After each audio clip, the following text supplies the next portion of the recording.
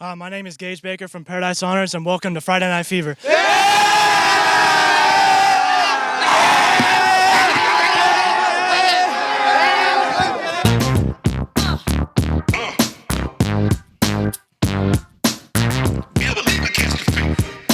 Friday night, watch Friday Night Fever.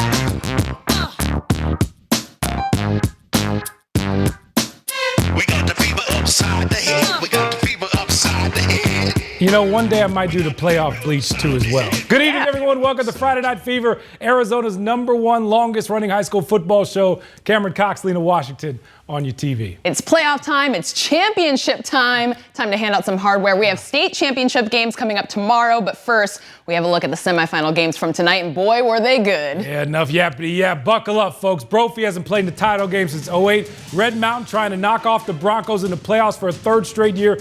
An instant classic. Yes. Oh, my goodness. One of the best games all year. Broncos, they come out charging out of the gate. Carlos Estrada, 50 yards right up the gut. Brophy built a 21-0 lead midway through the second. It's over, right? Not so fast. Red Mountain rallies off 28 unanswered. Isaiah Savoy. Remember that name. Dude ties it up 21-all, 7:20 to go. Then Savoy again. A little later, the go-ahead 10-yard touchdown. Look at the old line. Bullying folks. Red Mountain up 28-21, 3:30 to go. Brophy. Come on, Broncos.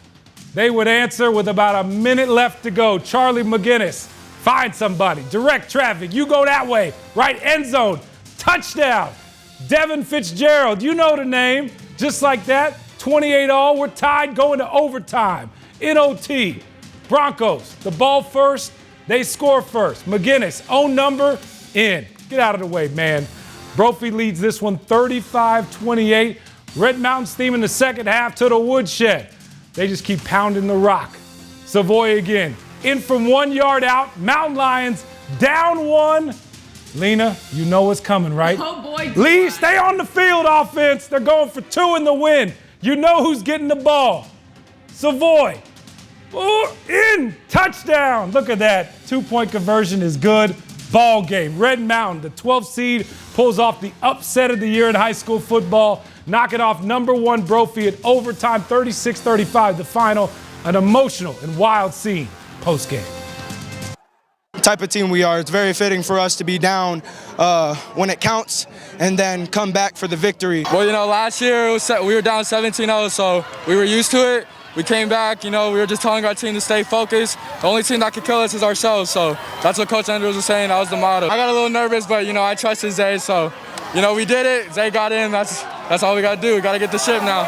For the 2-point, I was like, we got to get this in by any means necessary. I got there. It was blurry. I couldn't see anything. I don't know why. It was just blurry. I got the ball. I found a hole. I found a crease. There was somebody in there. I had to go through him to make it in the end zone. So I got in the end zone, and now we're here. We did it. We're going to the ship, baby. An all-time post-game interview. Yeah. Congratulations, Coach Enders and the Mountain Lions. We'll see you next week. Saguaro in the other 6A semifinal. No shortage of offense from the visiting team, South Point Catholic out of Tucson. First quarter, Sabercats near midfield. Handed off to Jaden Matthews. We've called his name so many times here on The Fever. That's a 45-yard touchdown. 7-0 Saguaro early. Now after a South Point TD, game is tied at 7. Saguaro back to work. Mason Bray connecting with Reese Rinaldi. Wow. Yeah, play designed for a first down, but why not go all the way for a touchdown? 75-yarder there, Sabercats back in front, 14-7. Second quarter, now up 21-10. Bray and company taken to the air this time, and that's Mason Whitaker with the 50-yard touchdown catch. Saguaro led 28-10 at halftime. Third quarter, Sabercats going pedal to the metal here. Matthews has #3 called in this game. That's a lot of touchdowns for Matthews there. He's found the end zone a lot on the Fever. Bray connects with him for a 38-yard strike. Saguaro going on to win. 42-24 the final. 6A state title game on the way. Zach Hill heading back to ASU. earned one more week. Obviously get an opportunity to get into a championship week here, and we just go back to the basics and take it one day at a time and prepare for being at Arizona State. I think our guys, we got into a little bit of a flow, offensively, hit a few big plays. And once you kind of get that momentum a little bit, I think our guys that took over, I think our defense did a great job swarming to the ball. Our guys fought, played hard, and good to see these guys smiling at the end of the game. I can't wait for Coach to break a smile too as well, right? Yes. New head coach with Saguaro, same Saguaro, right? They just find a way to play for another title. Get this, they are 13-2 in their last 15 championship game appearances. How is that? Red Mountain back in the title game for the first time since 2019. Mountain Lions won back-to-back titles in 2000, 2001. So it's been a minute for them. 6A title game, of course, next Saturday at noon out there at Mountain America Stadium. Lena, what do you make of the match? Man, I just cannot believe Red Mountain got hot at the right time. I mean, they can believe it, right? But just to see the way they went on the road and knocked off all of these top-seeded teams, right? Amazing work by the Mountain Lions. It's kind of what they do, Lena, right? Yeah. Red Mountain's just known for being that way. Saguaro is tough. No surprise that they're there. This is what they expect. But for them to finish the season with 5 straight losses and then to get on a roll like they did, thank goodness for the Open. They wouldn't have been in without the Open, but they show anything could happen in the playoffs. Yes, unbelievable. That's right. Well, let's move on into the 5A bracket. Let's head out to the west side and join Desert Edge and the Scorpions for their pregame pump-up speech with co-head coach Marcus Carter. You're supposed to be here. We've been through enough. If not now, then when? If not now, then when? Seniors, it's your last time. Make it count. Let's go shine. Time to shine. The Scorpions hosting the Horizon Huskies were tied at 3 after the first half of action, then things kicked up the notch. Hezekiah Melender handing it off to Markai McKinnon, who does the rest, and he finds our camera after a 60-yard score. Yeah, but the Huskies bite back. Jace Ashley dropping a dime here to Caden Cox in the corner for the score. The extra point is blocked, so DE is up by 1 at this point, but Horizon takes the lead with under 4 minutes left in regulation. Anthony Segura, the senior stud, would not be denied. The 2-point attempt here is no good. So it's 15-10 Horizon, but in the final 30 seconds of the game, Melender calling his own number for the go-ahead touchdown. His 2-point attempt is good. And on the sidelines, it was bananas. The Desert Edge Scorpions hold on to win. Emotions running high as they punch their ticket to the state championship game next week at ASU. 18-15, the win over the Horizon Huskies. The Carter twins, emotional after the game. They kept saying the Carters, they got all the swag, they got all the stuff. They just can't win the big game. Every time we get there, we done been to the Open, we done been to the semis, we been to the quarters. Now we're in the finals. Man, we just went in the locker room. Everything we did worked. We just had to capitalize. So we capitalized at half, and we came out second half. We came out scoring with Markai with that big run, and everybody we added put some fire in the horse. So was excited. You know, we got guys going to Kansas, we got guys going other places, but when they ever going to be in a position to get into a championship game? You know, it's very rare. So just being able to share that with them, you know, all our guys. Before I was in high school, the coach has been working for this, and I feel like we've gotten so close for the past 3 years, and I feel like now it's right there. We're going to go get it. Congratulations, man! Congratulations! Let's go! Well-deserved, Coach. Yes. Speaking of another good coach, Eddie Zuby, in the running for Friday Night Fever Coach of the Year, the defending 5A champs. They don't miss a beat whatsoever. Proud dad alert. Higley scored in many different ways. How about Andrew Zuby? Look at that, the Oski all the way back to the house, 60-yard touchdown. Higley rolling early. They were out to send a message tonight. How about the offense?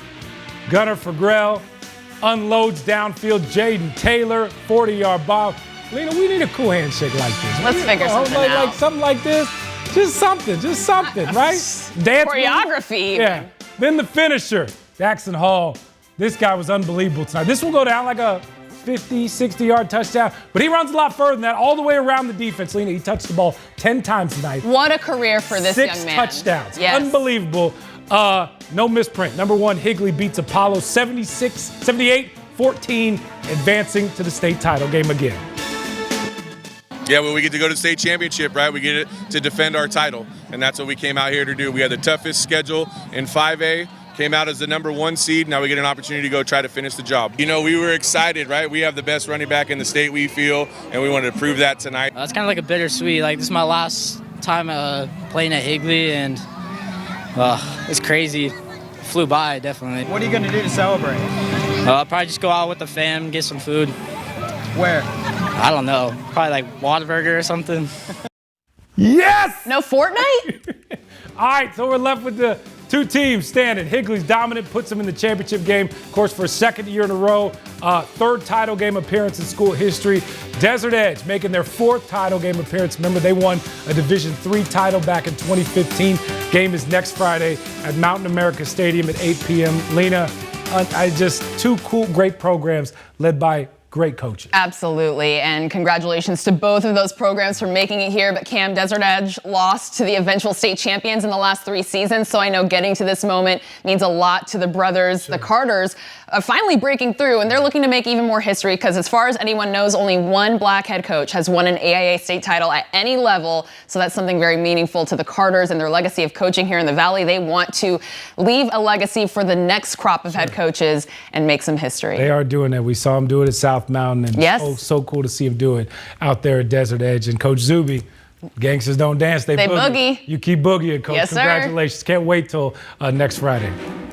All right, the 4A playoffs. Let's keep it rolling. Arcadia, one of the best stories in Arizona high school football. 12-0, looking to clinch their ticket to the state title game, making the trip west to face #1 Yuma Catholic. Tough start for the Titans there. The Shamrocks jumping all over them. Nash Ott with a quick pass to Hunter Hancock, and he gets the plenty of open space there. Plenty of open field for a 47-yard touchdown. It's 21-0 YC at half. Titans trying to get something going here.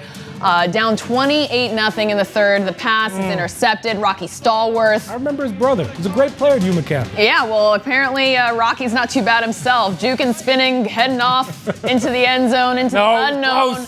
But yes, YC, they dominated. The Titans didn't get shut out. Braylon Rooney with an TD pass to Alex Alba for the very last touchdown. Arcadia's perfect season comes to an end in the semis, losing 42-7. A great season for Coach Ray Brown and the Titans. No Valley team will be competing for a 4A title, but it'll be the top 2 seeds. As you take a look at the bracket, it'll be #1 Yuma Catholic against #2 Canyon del Oro. The teams down south and out west kicking off next Friday, 4 p.m. at Mountain America Stadium at ASU. Man, just to see the Titans go out like that, I've watched Yuma Catholic up close. They are a very talented program. So is CDO. Very talented. Absolutely. But I'll say this, you mentioned Ray Brown. What a job he has done there. He's talked about what that program has done for him after football too as well, and his family, and it's been really cool to see what he has done for that program too as well. That they were as exciting to watch as any team in the state this year, so congrats to Arcadia. That'll be $5, Coach. Yeah. Next on the F&F, we get you ready for the Open Division semis tomorrow. Plus, we got a couple of Valley teams playing for state titles. We are stopping on the road to Paradise Honors. Friday night,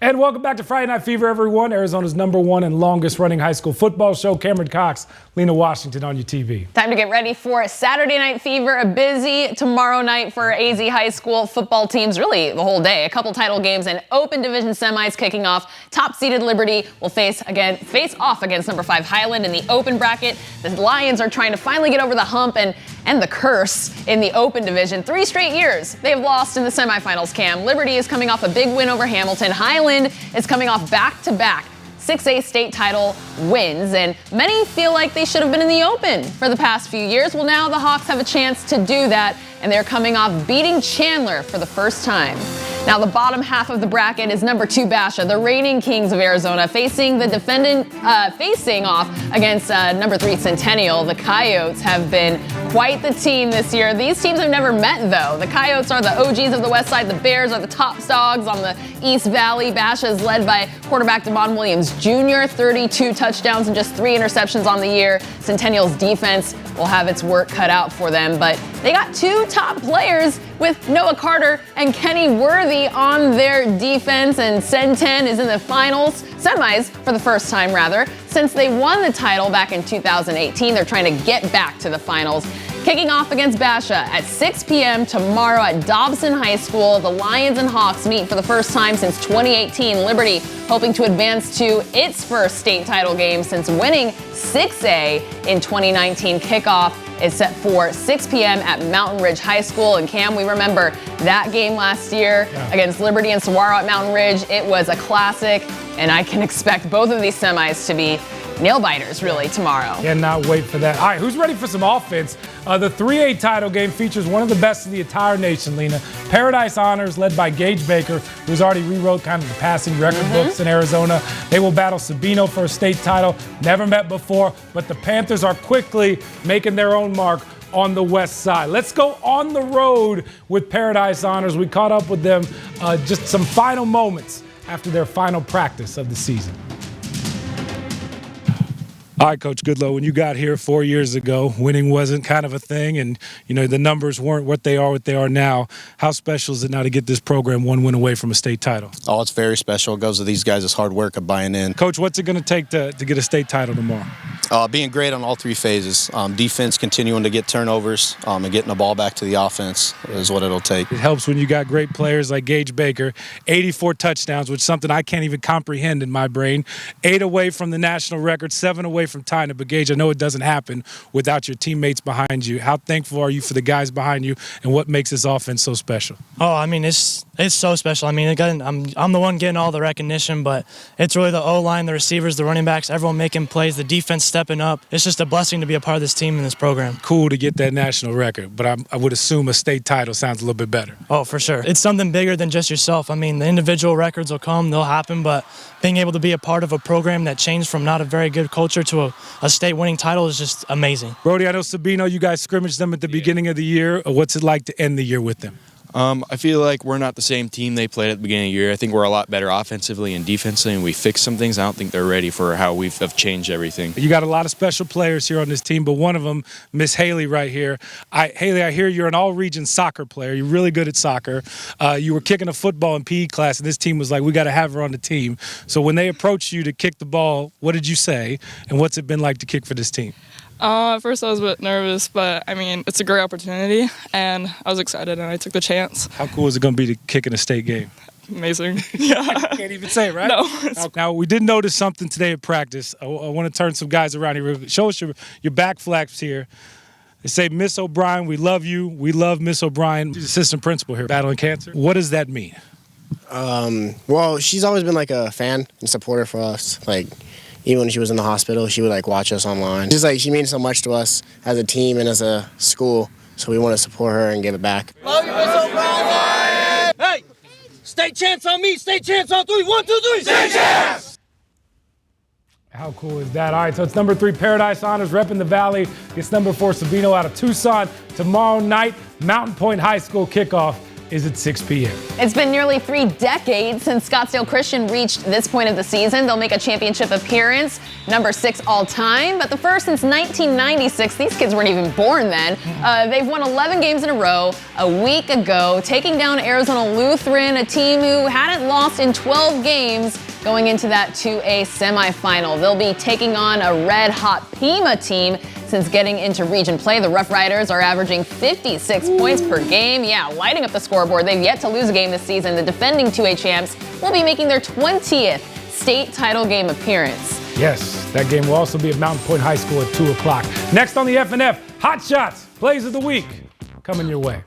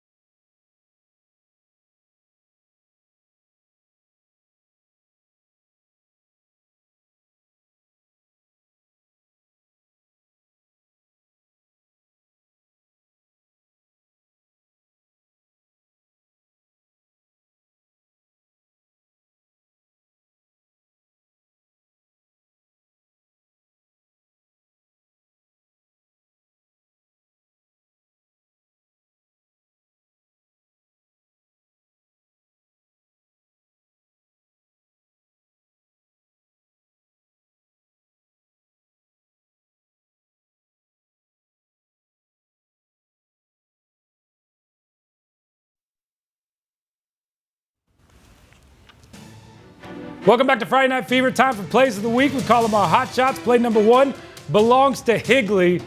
Not a great night for Apollo. Great night for the Knights. Andrew Zuby took it full advantage right here. Comes up with the interception, returns it all the way for a touchdown. Higley, a big win, 78-14 the final. Number 2 belongs to Saguaro. Game tied at 7 with Sal Point, and Mason Bray connects with Reese Rinaldi. A play designed for a first down, but he just makes it a 75-yard tutty. SaberCats go on to win big, 42-24. Big win for Saguaro on the road, and last but certainly not least, a grown man just bullied Red Mountain into the state title game. Isaiah Savoy, look at this on the 2-point conversion to win it for the Mountain Lions. They stunned Brophy 36-35 in overtime.